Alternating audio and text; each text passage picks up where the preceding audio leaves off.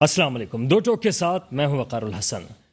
आज शहर के मुख्तलिफ मकामात पर पेट्रोल पंप्स के बाहर लंबी लंबी कतारें आपको नज़र आ रही होंगी और बाज़ मकामात पर पेट्रोल पंप्स बंद भी कर दिए गए। बाज़ जगहों पर एहतजाज होता रहा और उसकी वजह एक अफवाह थी कि पेट्रोलियम प्राइसेस दोबारा से बढ़ने वाली हैं।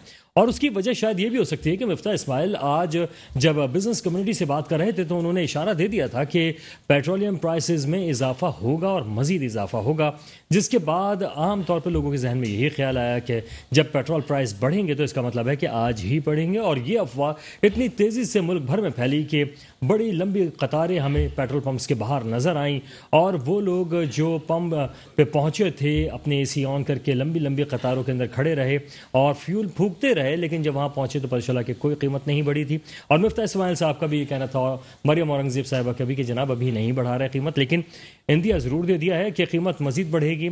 और यकीनन जो आज बिज़नेस कम्युनिटी से बात कर रहे थे मुफ्ता इस्माइल साहब, उनका ये कहना है कि हमने जो पिछले IMF के मुआहदे हैं उसको ही आगे लेकर चल रहे हैं। लेकिन इमरान खान साहब हों या पाकिस्तान तहरीक इंसाफ, उनकी जानिब से बार बार कहा जा रहा है कि हमने पाकिस्तान को मजबूत पाकिस्तान बना के छोड़ा था, लेकिन पाकिस्तान मुस्लिम लीग नून हो या पीपल्स पार्टी, तमाम इत्तेहादी जमातें फेल हो चुकी हैं, आवाम को बिल्कुल भी रिलीफ नहीं दे पाई हैं। और कुछ इस तरह की सरगोशियाँ हमने मुख्तलिफ जगहों पर महसूस भी की। जब महंगाई बढ़ती जा रही है और बढ़ते बढ़ते लोग चाहे वो पेट्रोल पंप्स में आएँ या सब्ज़ी ख़रीदने जाएँ, राशन ख़रीदने जाएँ, तो वहाँ पर एक ही बात कर रहे हैं कि इस वक्त मौजूदा हुकूमत जो है उसने महंगाई में इजाफा किया है।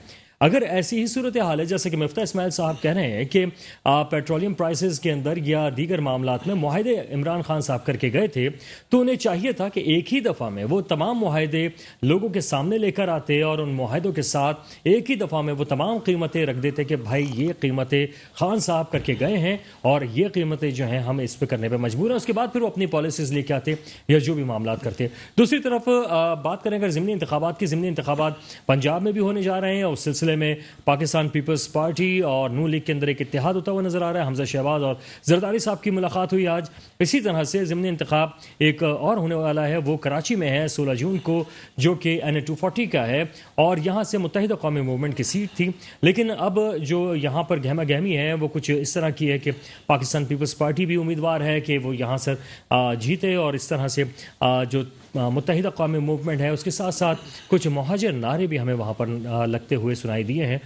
वो किस टाइप के नारे हैं, क्या मामला हैं, उसके इस पर भी हम बात करेंगे। हमारे साथ मौजूद हैं मारूफ तज़कियाकार नदीम बाकी मौलवी साहब, इनसे हम बात करेंगे और जानेंगे कि क्या कुछ होने जा रहा है। जनाब खुश आमदीद कहेंगे।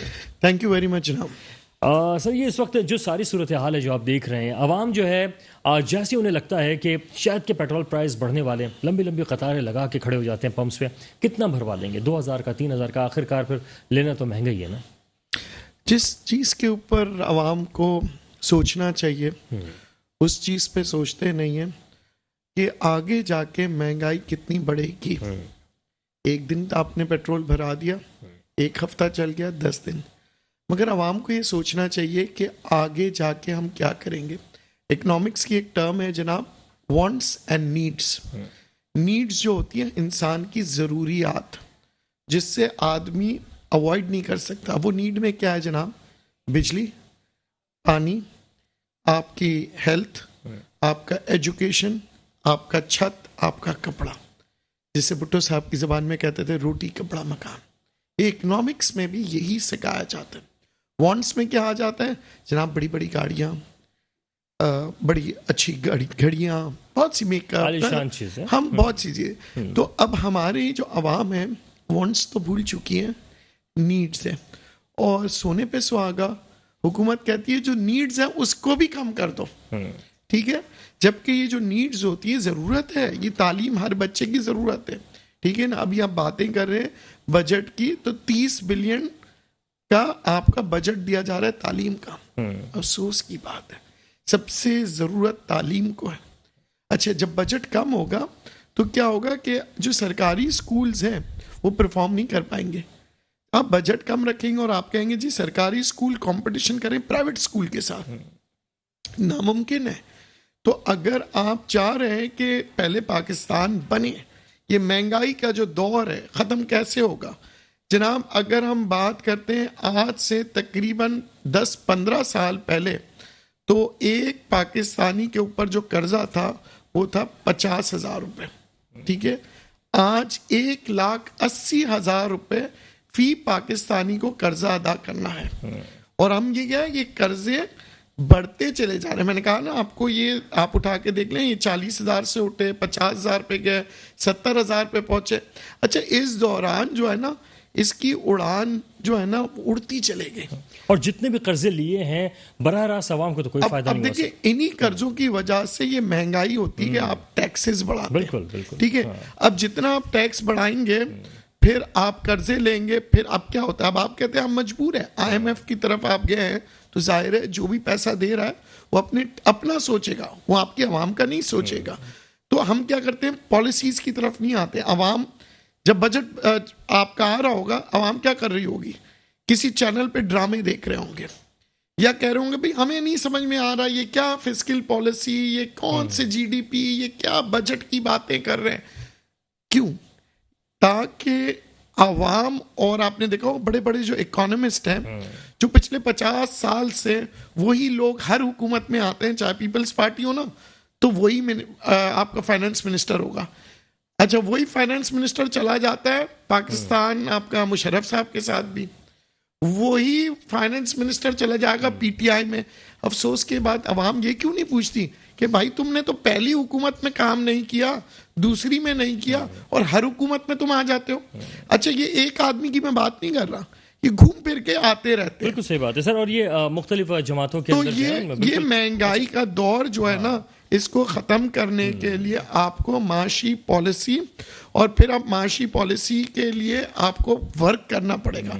और मईशत के जो दावेदार बनते हैं ना, उनको सियासतदानों के मुलाजिम नहीं बनना पड़ेगा, सर, उनको बल्कि मुल्क का मुलाजिम बन के मुल्क की खिदमत करने का एक बड़ी अच्छी बात, एक साहब से बात कर रहे थे तो वो कहने लगे कि कोई भी हुकूमत आएगी वो अपनी अपनी पॉलिसी ज़रूर लाएगी, और महंगाई बढ़ रही है, बढ़ती रहेगी, लेकिन अब आवाम को अपने तौर पे अपना खुद बजट बनाना होगा। किसी की तरफ ना देखें, किसी हुकूमत की तरफ ना देखें, अपना बजट खुद बनाएं, ज़रूरियात को जो है पहले रखें, उसके बाद जो है वो आगे की तरफ बढ़ें। अब ये महंगाई कम होती नज़र नहीं आ रही, उनका भी ये कहना था। और सर, आम लोगों का जो ख्याल है वो यही है। देखिए, अगर आप किसी भी पिछले कहीं कोई भी फाइनेंस मिनिस्टर से पूछे कि सर अगर $150 का इंटरनेशनल मार्केट में ऑयल होता है, आपके पास कोई प्लान है? सर अगर $50 का होता है, आपके पास कोई प्लान है, कोई रिस्क मैनेजमेंट है? इतनी बड़ी ऑर्गेनाइजेशन PSO में इतनी ऑर्गेनाइजेशन है, कितने लोग बैठे हैं इन मिनिस्ट्री में, क्या कोई फोरकास्ट निकलता है पाकिस्तान का जो आपको हर हफ्ते बता सके कि अगले हफ्ते इंटरनेशनल ऑयल मार्केट में ये होने वाला है, ये हमारी फोरकास्ट है? जैसे अमेरिका में होता है, मुख्तलिफ ममालिक में होता है, फिर वो उसके मुताबिक उसकी प्रिक्योरमेंट्स होती हैं ऑयल की।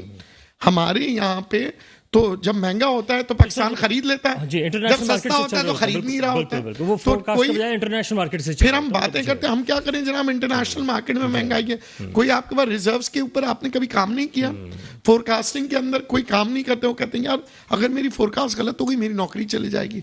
आपकी नौकरी किस बुनियाद पे आपको दी गई है, सियासी बुनियाद पे, या आप ऑयल के एक्सपर्ट हैं? देखिए, अगर आप ऑयल के एक्सपर्ट हैं, आपकी जो फोरकास्ट होती है वो बेस्ड ऑन नॉलेज होती है, साइंटिफिकली आप उसके ऊपर वर्क करते हैं। तो हमारे यहाँ तो कोई इदारे ऐसे नहीं है। महंगाई आप खत्म कैसे करेंगे? आज हम बात कर रहे हैं जनाब, इलेक्ट्रॉनिक गाड़ियां लेके आए हैं जो बिजली से चलती है, घरों में बिजली नहीं है और आप बिजली की गाड़ियां लेके आ रहे हैं, वो भी इंपोर्ट ड्यूटी नहीं। जैसे CNG के टाइम पे आपने कहा CNG वाली गाड़ी ले आए, आज गैस नहीं है घरों में। बल्कि अभी तो लोड शेडिंग का जो दौरान बढ़ा है, कहा गया था कि लोड शेडिंग अब नहीं होगी, अब कहा गया कि 3.5 घंटे तो होगी। आप ये बिजली की गाड़ियां इंपोर्ट बंद कर दें, आप बसें इंपोर्ट करें, आप कहें कि जनाब हम कोई ड्यूटी नहीं देंगे, आवाम के लिए बसें लाएं, मैं 1 रुपया ड्यूटी नहीं दूंगा, ताकि आवाम मोटरसाइकिलों पे ना निकले, ये रश जो पेट्रोल पंपों पे नहीं। यही हमारे मिनिस्टर बरतानिया में क्या गाड़ियों में घूमते हैं, बसों में घूमते? क्यों? बस का म्यार अच्छा है।